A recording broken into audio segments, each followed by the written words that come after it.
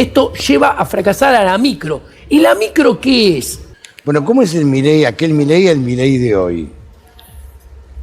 A ver, Milei hoy en día es un político de raza institucional, un político institucional que hizo un doctorado en las prácticas más desdeñables de la política institucional en tiempo muy acelerado. O sea, hoy es casta. Pero de alta alcurnia, ¿no? Y si vos te fijás,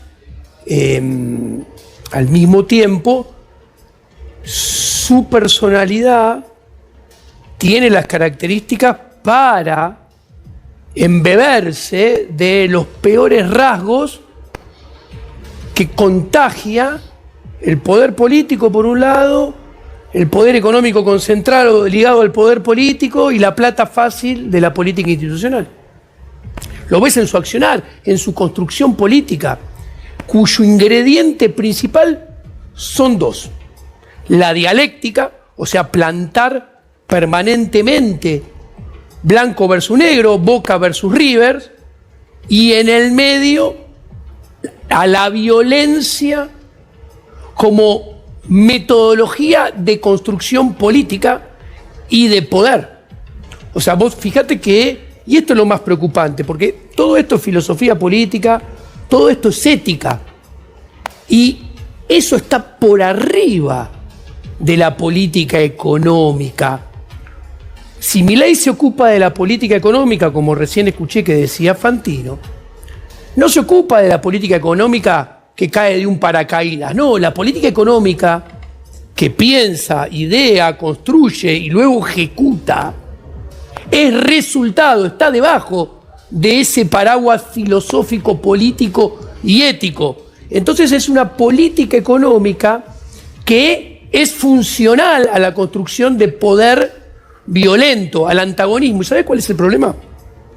Esto siempre lo repito. Bastiat, un filósofo francés del siglo XIX, que era congresista de la Primera República Francesa, o después de la Revolución Francesa, y lo cito por lo que dijo, la barbaridad que dijo el hombre del Atlantis, Sturzenegger el otro día, sobre la Revolución Industrial. Bastiat decía, era congresista y se sentaba a la izquierda. ¿Por qué? Porque a la derecha se sentaban los conservadores pro monarquía y a la izquierda se sentaban los liberales pro república que venían a cambiar el sistema. Digo, aclaremos que los nobles en aquel entonces iban a la guillotina. Los jueces que defendían a los nobles por la Revolución Francesa fueron aguillotinados. Exactamente. Hay que contextualizarlo porque no es gratis lo que dijo. Obviamente que no es gratis y apuntaba a eso, pero lo que yo estaba tratando de decir, Bastiat decía, donde entran las balas no entra el comercio. Claro. ¿Qué quiere decir esto? Démoslo vuelta. Que para que una economía funcione bien, tiene que haber mayor paz, mayor armonía entre los ciudadanos, porque cuanto más paz y más armonía haya, hay más contratos de comercio, por ende se necesitan más contratos de producción, en consecuencia se necesitan más contratos de inversión y entonces hay más contratos de trabajo, más demanda de trabajo, mejores salarios. ¿Qué sucede? Cuando vos haces una construcción política violenta, estás condenando a la política económica a fracasar, a la política macroeconómica a fracasar, y esto le pongo nombre y apellido. Esto lleva a fracasar a la micro. ¿Y la micro qué es? Es la realidad de la gente de todos los días, de el empresario pyme, micropyme de un lado, que arriesga su capital para producir bienes y servicios y crear trabajo, y el trabajador que el otro lado ofrece su trabajo al empresario para producir bienes y servicios. La construcción violenta destruye esto. Lo que pasa es que políticamente vos no podés, si estás gobernando, no podés dejar de pensar en el gobernado. Y si vos gobernás para un grupo, marginás al gobernado. Y el gobernado son 47 millones. Y la sensación es que no hay un mensaje o hay un encierro entre cuatro paredes en Balcarce 50 sin mirar lo que pasa afuera. Bueno, acá es muy importante entender, porque la política económica, además de pensarse, ejecutarse, delinearse y ponerse en práctica debajo de ese paraguas filosófico, político y ético, está ejecutada por individuos. Sí. Individuos que traen su historia de vida, su conocimiento, que adquirieron a lo largo del paso del tiempo. Vos te encontrás, primero, con un ministro de Economía que es socio del presidente del Banco Central. O sea, una consultora hizo lo que se llama el takeover de, por un lado, la política, la ejecución de la política fiscal, que está en manos del Congreso, pero no hay presupuesto, así que no está en manos del Congreso, y de la política monetaria. Son dueños de una consultora. Los dos, toda su vida, se dedicaron al área financiera, a comprar y vender papelitos. O sea, el ministro de Economía es lo que se llama técnicamente un trader. Claro. Compra y vende papelitos y sabe ganar mucha plata comprando y vendiendo papelitos. Pero de programación de política macroeconómica y de política monetaria, su socio, no saben nada. ¿Ok? Ahora, además, tampoco saben de economía real. Y acá es un punto importante, porque vos me decís, bueno, puede haber otras personas que saben de economía real. Bueno, te podés encontrar, por ejemplo, el presidente de la Nación, si yo sigo lo que dijo Fantino, toda su vida quiso trabajar de consultor macroeconómico, microeconómico y asesorar empresas en el sector privado en libre comercio. Y nunca pudo ni nunca le dio el piné. ¿Y por qué no pudo? Porque nunca nadie lo contrató.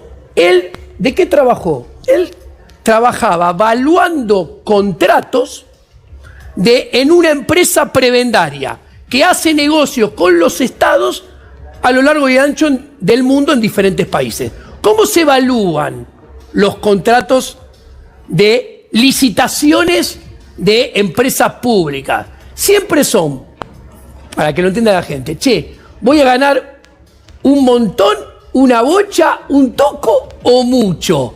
O sea, no es que estás valuando... Nunca perdés. Exactamente, no es que estás valuando una empresa que actúa en libre mercado y en libre competencia con muchos jugadores en el mercado. No. Entonces, el presidente de la Nación, por ejemplo, nunca trabajó con empresarios, pymes, micropymes, medianos y grandes en el universo de todos los sectores de la economía real. Nunca pasó ni cerca tampoco. O sea, no lo conoce. Ahora... No lo conoce, exacto. Y si voy al ministro, a otro economista del gobierno, que ya estuvo con la alianza, igual que Patricia Bullrich, ya fue el presidente del Banco Central de Mauricio Macri, y que fue un desastre de presidente. Fracasó rotundamente. A final de diciembre del 2015, principio de 2016, en la presidencia del Banco Central, y esto está en el segundo libro que escribimos con Javier Milei, Maquinita, Inflete y Devaluta, segundo apéndice. Estaba Sturzenegger ahí. Exacto. Le llevamos una presentación a Sturzenegger que está en ese libro, no estoy inventando, está documentado, que decía, si vos vas a hacer esto que pensás hacer con Mauricio Macri, metas de inflación, vas a hacer que Mauricio Macri se vaya con más del doble de la inflación que entró. Y ¿sabés qué me contestó? No, esto es lo que yo tengo que hacer porque es lo que está de moda en el mundo. Yo le dije, pero ¿sabés qué pasa? Las condiciones que tiene el mundo hoy en 2015, 2016, son totalmente diferentes a las que tenía en 1970 y 1980. Vos tendrías que hacer monetary targeting, no importa, otra forma de política monetaria. Porque Argentina, en el 2015-2016, tiene las características que el mundo tenía a final de la década del 70, a principios del 80 y bajó la inflación. Nada, no escucha, no presta atención, juega su partido y así termina después. Este es Sturzenegger. Este es Sturzenegger. ¿Y en aquel momento Javier Milei qué decía de Sturzenegger? A ver. Porque ahora dice que siempre lo admiró. Yo lo que puedo decir es que Javier Milei, que te cuento, Sturzenegger me invita a mí esa primera vez a la presidencia y yo le digo, che, ¿puedo ir? No, él no lo conocía a Javier Milei. ¿Puedo llevar a Javier Milei que me acompañe conmigo? Ya escribimos un libro juntos, etcétera. Dale, sí, vení con quien quieras, me dijo. En ese sentido era muy accesible, Federico.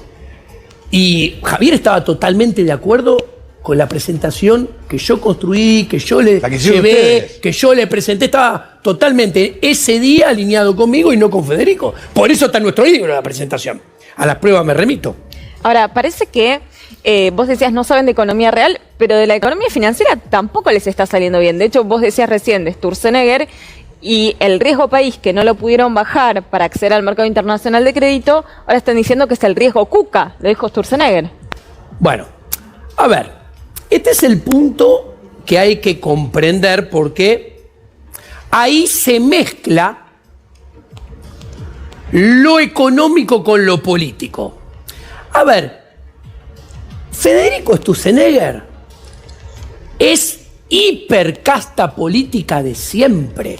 Siempre vivió del Estado. A ver, fue economista jefe de YPF. Fue presidente del Banco Ciudad. Fue diputado nacional. Fue presidente del Banco Central. Fue asesor en el Ministerio de Economía con la Alianza. Y ahora es ministro de modernización, no me acuerdo el nombre. De regulación. Exacto. O sea, esto cuando vos sumás, te da más de 2 décadas en la función pública y siempre ha terminado yéndole mal. Ok, entonces, cuando él dice riesgo Kuka, no se lo puede, esa frase muy desafortunada, desarroparla de lo que es un político que cada tanto juega a hacer política económica como economista, pero primero y antes que nada es político. A ver, de hecho, lo cómico, el error garrafal de Sturzenegger, riesgo Kuka, y yo le contesto, Federico, riesgo Kuka, hoy por hoy cuando vos mirás los datos del Banco Central de la consultora Bausili Caputo, el saldo neto de inversión extranjera directa después de 18 meses de mandato, Javier Milei es el último, es el único de los 6 últimos presidentes que tiene inversión extranjera directa negativa y se le cae desde el mes número 13. Entonces, si me paro en el mes número 12, Javier Milei tenía un saldo neto de inversión extranjera directa extranjera exactamente igual que la de Alberto Fernández. 4 veces más chica que la que al mes 12 tenía Macri y 8 veces menor que la que tenía Cristina Fernández de Kirchner en el promedio de los primeros 12 meses de sus 2 mandatos presidenciales. Y con Rigi. Y con Rigi. Si al mismo tiempo, digo, inversión de portfolio de extranjeros, o sea, ¿cuánto los extranjeros de afuera pusieron para comprar acciones argentinas, saldo neto en los primeros 18 meses con Milei?